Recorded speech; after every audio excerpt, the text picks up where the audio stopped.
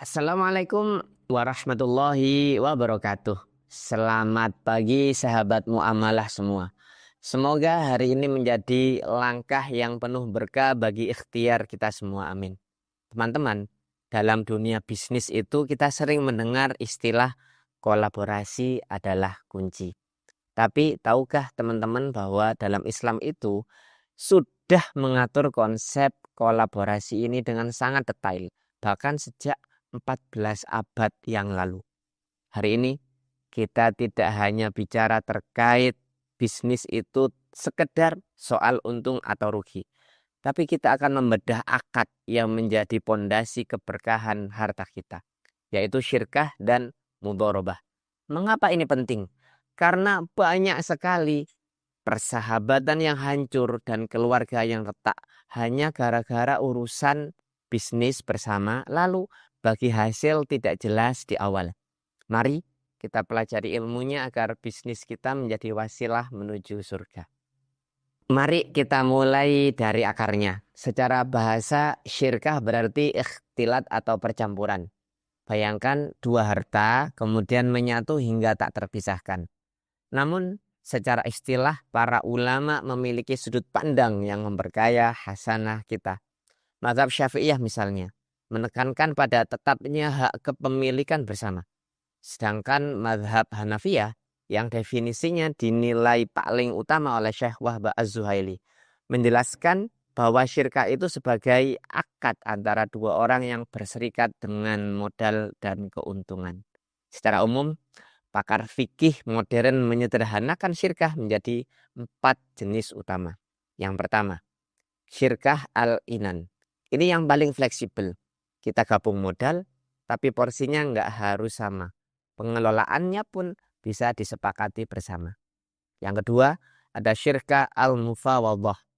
Ini level setara total. Modalnya sama, agamanya sama, dan tanggung jawabnya saling menjamin secara penuh.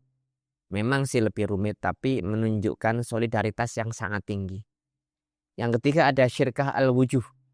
Unik sekali karena ini syirkah tanpa modal uang, melainkan berdasarkan reputasi atau nama baik di masyarakat untuk mengambil barang secara kredit lalu menjualnya.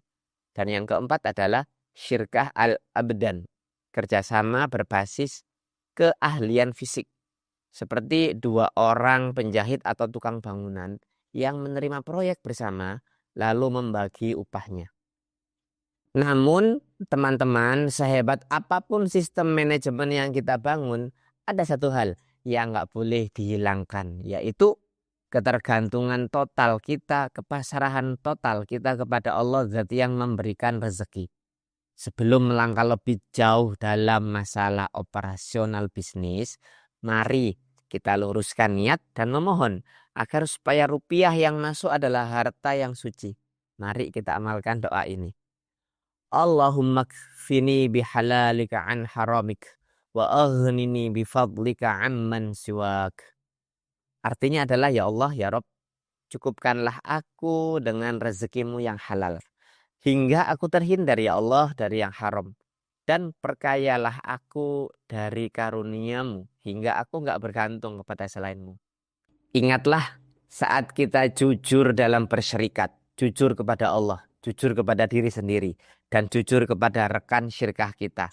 Maka Allah yang akan menjadi pihak ketiga, yang akan menyertai setiap langkah kita dalam menggapai keberkahan dalam agama ini, dalam menggapai keberkahan dalam bisnis ini. Tapi sebaliknya, jika salah satu pihak berkhianat, maka keberkahan itu akan diangkat. Selanjutnya, ada akad yang sangat populer bagi para investor dan entrepreneur. Tahu apa itu? Yaitu mudharabah. Ini adalah kerjasama antara pemilik modal atau rabbul mal dan pengelola atau al-amil. Di sini, pemilik modal menyerahkan 100% dananya dan pengelola menjalankan usahanya. Tapi hati-hati teman-teman, ada syarat ketat agar akad ini sah dan tidak rusak.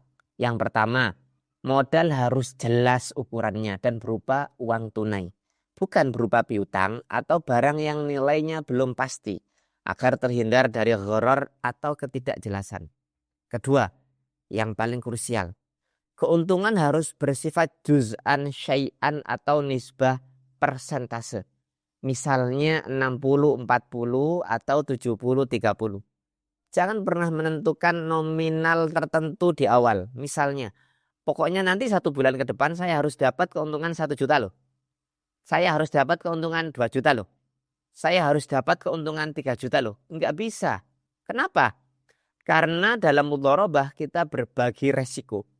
Jika rugi, maka pemilik modal itu akan rugi finansial, rugi uangnya, hilang tuh uangnya. Dan bagi pengelola, maka dia akan rugi secara waktu dan tenaga. Menetapkan nominal pasti di awal akan menghilangkan esensi dari keadilan dan bisa menjerumuskan pada riba. Sebagai penutup, dunia muamalat mengajarkan kita bahwa bisnis sekali lagi bukan sekedar terkait dengan untung rugi, termasuk juga bukan sekedar kompetisi, tapi tentang kemitraan yang transparan. Dengan memahami akad syirkah dan mudharabah, kita sedang membangun ekosistem ekonomi yang sehat, jujur, dan berkeadilan. Mari kita rapikan akad-akad bisnis kita hari ini. Jangan ragu untuk berdiskusi ulang dengan mitra kerja demi kejelasan yang membawa ketenangan. Malu bertanya tentu sesat di jalan ya. Semoga ikhtiar kita semua dinilai sebagai ibadah dan membawa kemaslahatan bagi umat. Terima kasih sudah belajar bersama hari ini. Tetap semangat, tetap amanah, dan wassalamualaikum warahmatullahi wabarakatuh.